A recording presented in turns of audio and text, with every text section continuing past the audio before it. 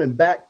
What we want you to do right now is lift up your right finger or thumb, whichever you prefer. Hit the share button. We want you to share those screens right about now, right before we get into our great discussion for the day. So once again, share, share, and share alike. That's what the Bible says. All right, thank you guys for tuning in. This is the Quit List. I'm Dr. Stan. This is a show where we hit it and quit it. Today on the show, I'm joined by my guest, LaTanya Robertson. LaTanya is an author. She's the author of the book entitled Hey Friend, My Health Journey. LaTanya, welcome to the show. Thank you, Stan. Thanks for inviting me. We're also joined by Robert Beck.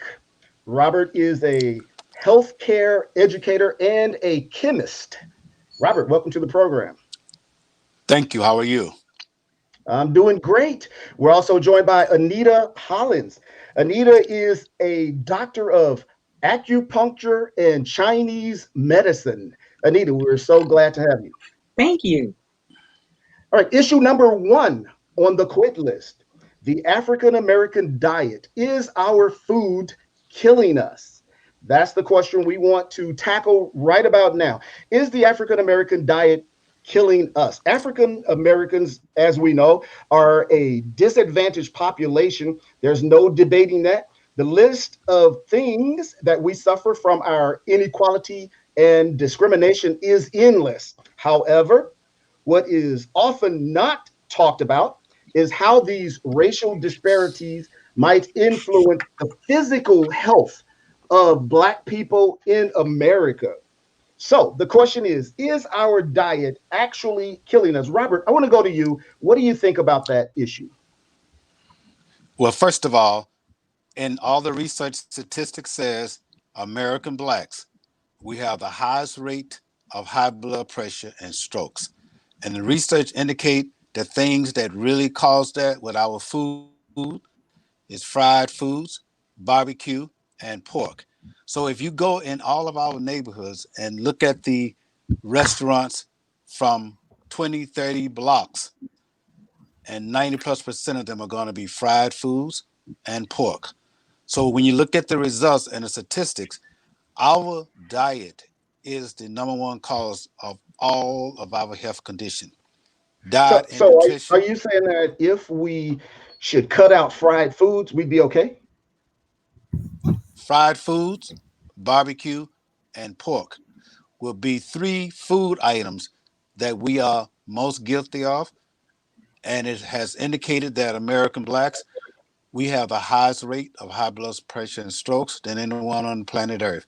So you first look at what food causes your condition, number one. And then, of course, your lifestyle, your diet, and nutrition. But the things that you look at the most is what food causes these conditions. And you can guess by the results on why we have those statistics.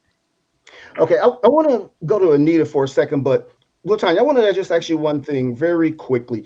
In your book, Hey Friend, you made a comment, and the comment was the food that we eat is the real weapons of mass destruction for Black people. What do you mean by that?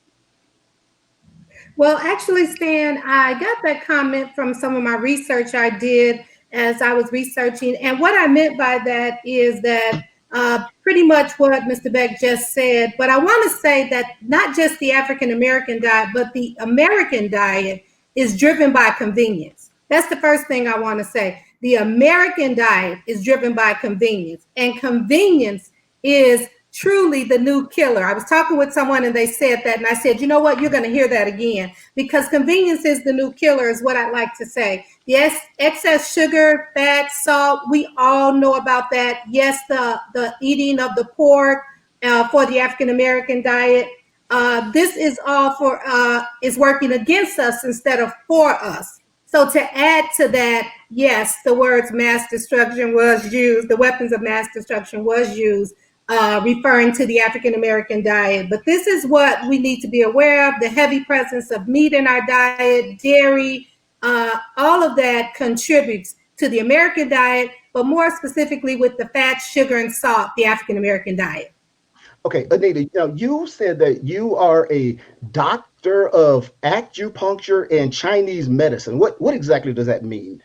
So Chinese medicine has been around for thousands of years. It's focused on the balance of yin and yang, which is about harmony. So the dynamics of yin and yang, as well as five elements, which is also looking at wood, fire, water, metal, and earth. Didn't put them in order, but so that you get an idea. Qi is, according to Chinese medicine, and a lot of people feel like chi is life source energy. So in our bodies, we have meridians, which are like highways. So just like any highway in the city, if it's flowing, we're good. If it's blocked, if you got a traffic jam, you're messed up. So from a Chinese medicine perspective, yes, the American diet and the African American diet is a culprit, because one of the things that we look at in Chinese medicine is temperature. So foods actually have temperature. And I'm just going to give you a couple of these. So, like for warm and hot foods, for instance, beef, chicken, peppers, brown sugar, Wait, butter, garlic. when you say hot food, are you talking about the temperature or the spice level of it? Well, not about how it's cooked or prepared as far as the heat, but about the temperature of the food itself. So you mean Each like food has 150 degrees, 160 degrees?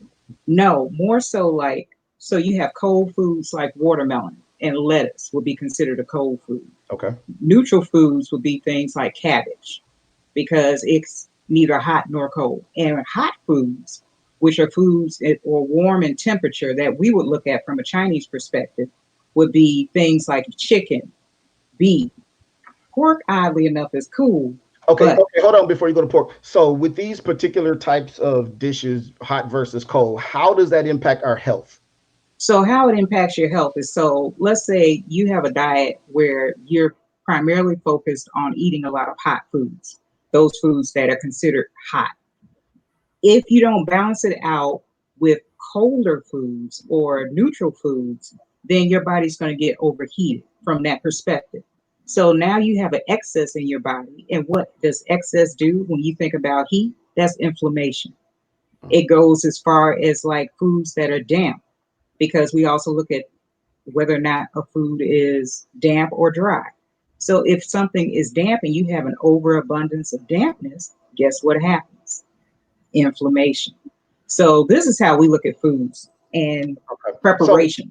So LaTanya, I wanna ask you this. Now Anita is saying it sounds like to me that one of the prevalent things in relation to Chinese medicine in terms of improving your health is to make sure that your food is balanced between hot and cold foods. If you, LaTanya, had one thing that you can say that would help us in terms of our diet, what would that be? Well, it's really it's hard to pick one thing, but I'm going to go with this, and I'll stick with this: to increase the intake of fruits and vegetables daily. Okay. Whatever you're doing, if you add fruits and vegetables to your diet daily, and if we really took a look at that, we will see how many people really don't have that in their diets daily, and how many have meat in their diet at least twice a day. Okay, So, so meat. So let's talk about meat just for a second. okay. Robert, is meat a problem? I guess we'll get back to Robert. Looks like he's frozen for a moment. LaTanya, is meat a problem? Meat is a problem. Meat is a problem Okay, Robert is back. research wise. Okay, Robert is out again. LaTanya, go ahead. Okay, I'll just say meat is a problem because of, in its purest form, meat could have some redeeming qualities. However, the ability to digest meat is a problem, and also how animals that farm animals are Can you hear taken me? care of. We can We hear can, you Robert. now. We can, Robert. Hold on a second. Let LaTanya finish. Go ahead. Come back in. Go ahead, LaTanya. All right, so maybe LaTanya is froze. Anita, Yeah. how does meat play into the Chinese Okay. Form of medicine? So Just the way Hold on, the LaTanya. hormones, the LaTanya, can you hear me? If you can, you're that breaking are up. used on. LaTanya, you're breaking up. Hold on for a second. Okay, I'm back. Can you Yeah, hear me now?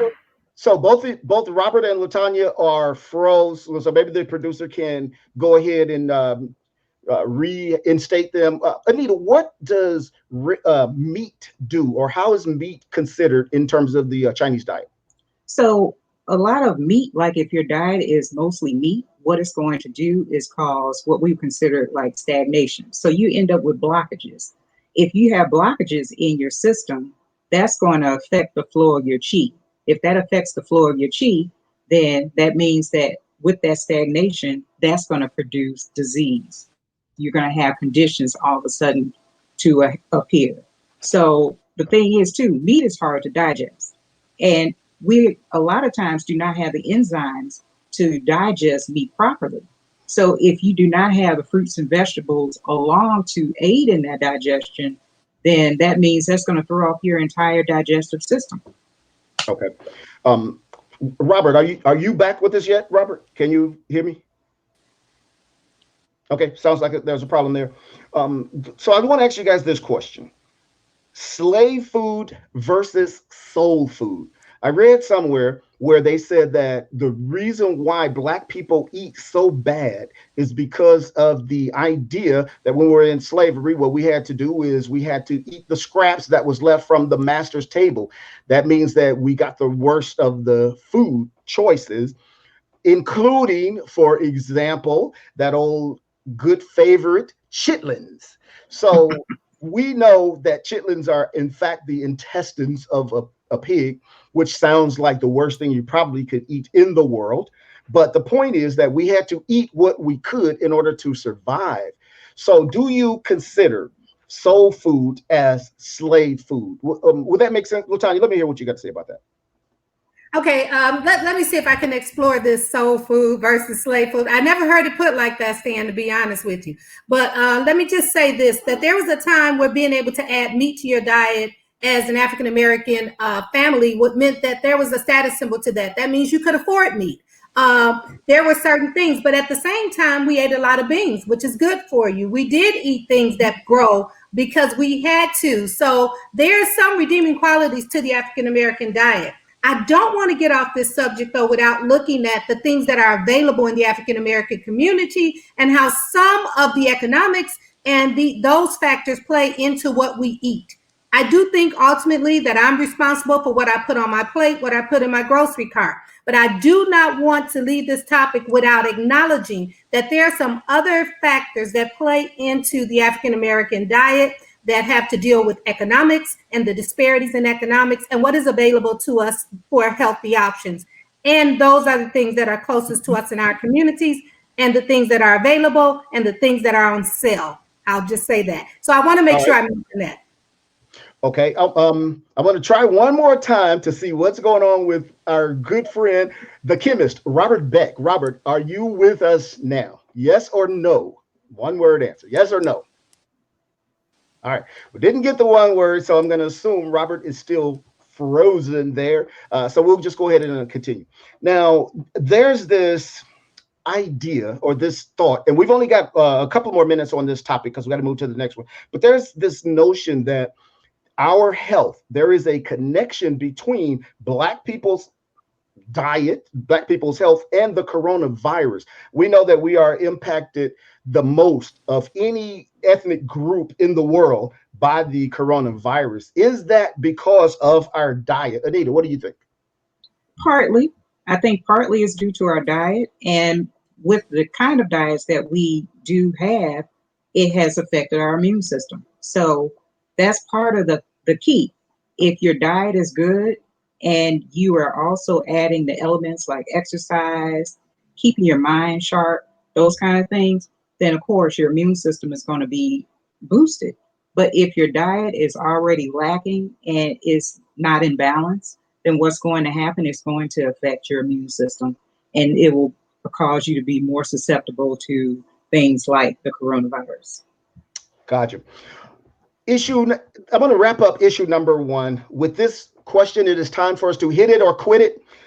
And the question is, can I just add that when we talk about the COVID and the African Americans, we cannot overlook the healthcare system, the things that have happened. I do believe that we have a personal responsibility to eat well, but I also want to say that a lot of the medications that's taken in the Black community, a lot of the healthcare and the quality of the healthcare provided has also contributed to the state that we find ourselves in as a people. And I want us to make sure that we continue to work on those equities in healthcare that will help us to be more educated about how we can prevent diseases and not just manage and treat them. So I thank you for giving me the opportunity to say that. All right, Kudos. that is a point well taken. Hit it or quit it. Anita, should Black people quit eating meat? And in particular, should Black people give up chicken? Hit it says, yeah, we should give up chicken. Quit it means no, we should quit admonishing people to give up chicken. What do you think? Should we give up chicken? Hit it or quit it. Hit the chicken or quit the chicken. That's a hard one. So I would say yes, with a caveat: preparation and balance. Okay, LaTanya, on the cover of your book entitled Hey Friend, you said that you never met a chicken wing that you didn't like. Hit it or quit it. Hit the chicken wings or quit them. I'm going to have to reluctantly say hit it, because I know what's best for us. Ultimately, we need to give up the meat products. We need to give up the animal products. You hit really hard there when you went for the chicken. You should have just said meat in general. I would have worked with that. But yeah, I know what's best. Issue number two, overweight spouses. Should a spouse always tell the truth? Should a spouse always tell the truth? According to the U.S. Department of Health and Human Services, African American women have the highest rate of being overweight and obese as compared to other groups. As a matter of fact, about 4 out of 5 African American women are considered to be overweight or obese. So the question is, are Black women just big boned? What do you think of that, Anita? Are Black women big boned, or are Black women in fact eating too much or doing something that causes them to be overweight or obese? Well, what I've seen, especially when I was interning, is that we often look at overweight and obesity and attribute it to diet. But there's a couple of other factors that you need to consider. Stress can put weight on a body.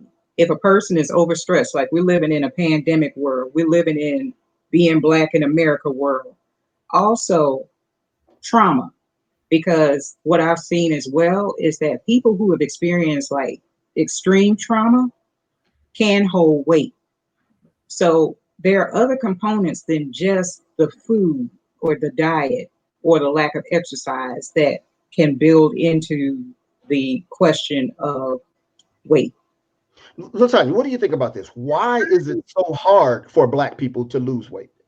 Okay, Black people, I'm glad we changed that, because I was going to address that Black women thing, but it's okay. I want to say that I think that Black people in general, there are a lot of stresses. There are a lot of things in our culture that we are trying to manage. I do think that leaves a little less time for us to have self-care, not that it's an excuse, but we are trying to think about the economy, racial issues, being at work, dealing with different dynamics there in the workplace. All of that plays on your psyche as well as your ability to focus on what's best for you.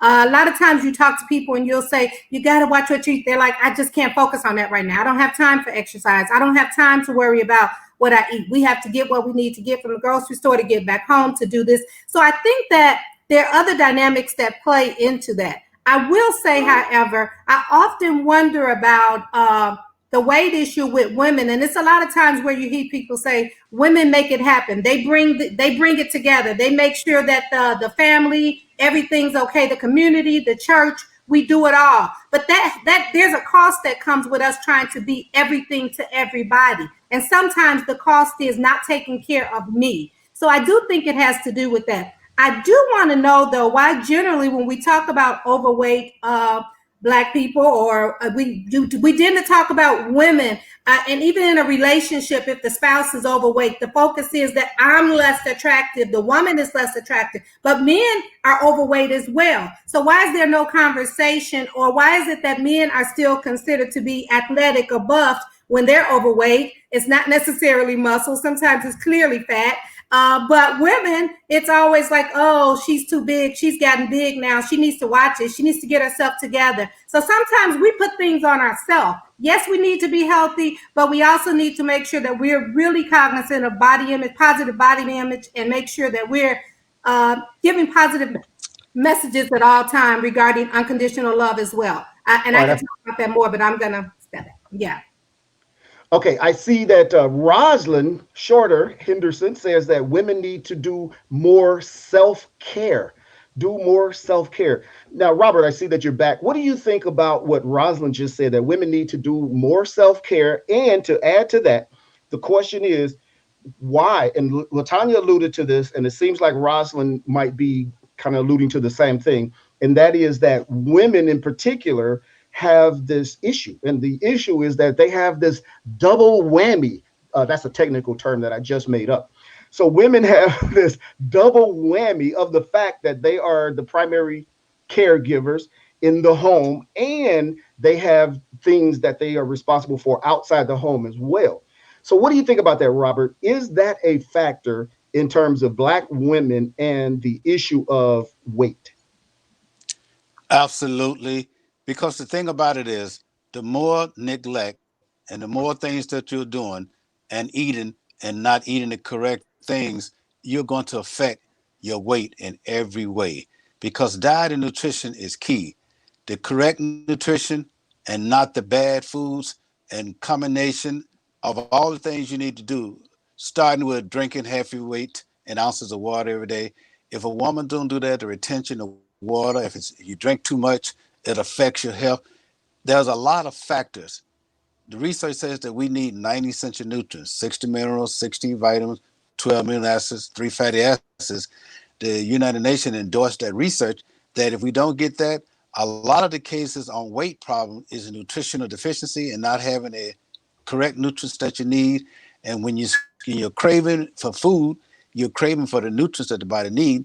But if you go and eat the things that does not help and that causes weight gain and fluctuation, it's all off. So it all goes back to diet and nutrition, and it has a major factor. Okay, so let's assume that everything that you guys are saying is true, that there are many different factors that's going to impact whether a person is overweight or not.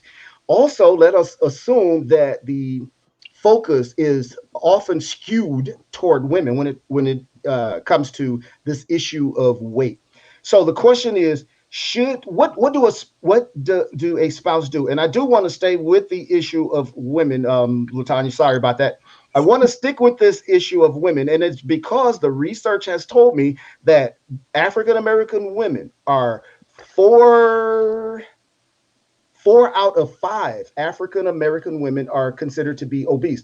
And I'm not suggesting that Black men may or may not have the same issue. I don't know. But the research that I just saw, 4 out of 5 Black women. So my real question here is this. Assume that you are married and you've been married for a year, 5, 10 years, and your spouse was nice and slim when you married, and now all of a sudden that person is a little bit overweight. Now, how do you handle that? What would the husband do? And we can go ahead and flip that and get to the wife. We'll get to the other side in just a second, but I want to explore this for just a couple of minutes. What should the husband do if he feels unattracted to the wife because she has now gained a lot of weight compared to when they first met? Anita, what do you think of that? Well, first of all, why? That would be my question. Why? Why did Because she gain weight, or why right. does he feel that Well, way? well, not so much why did he feel that way, but in for a man to think about his wife, why has she gained the weight? Because he's watching her eat, we would assume. So is it a diet?